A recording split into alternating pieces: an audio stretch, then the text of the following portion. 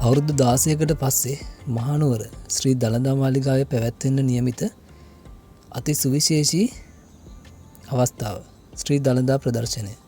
මේ වෙනකොටත් මහනුවර නගරය මේ දළදා ප්‍රදර්ශනයට අදාළ ඉදිකිරීම් ඇතුළු සියලු සංවිධාන කටයුතු සිදු කරමින් මේ ප්‍රදර්ශනය වෙනුවෙන් ලහි ලහියේ සූදානම් වෙනවා. විශේෂයෙන් මේ දවස්වල මහනුවර නගරය ඉතාම කාර්යබහුලයි සිංහල හින්දු අලුත් අවුරුද්ද නිසා.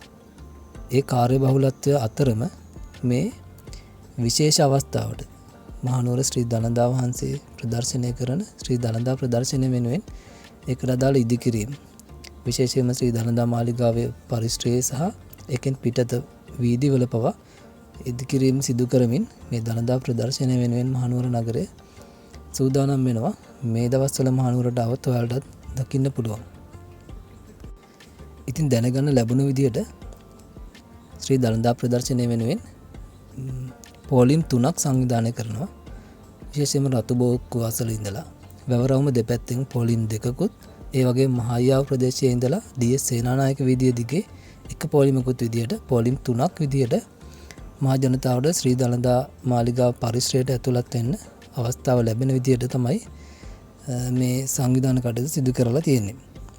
ඉතින් මේ හැම පෝලිමක්ම අවුවෙන් වැස්සෙන් ජනතාවට ආරක්ෂා වෙන විදියට ආවරණ සහිතව ඊටාම සංවිධානාත්මකව සැලසුම් සහගතව සකස් කරන බව පේනවා.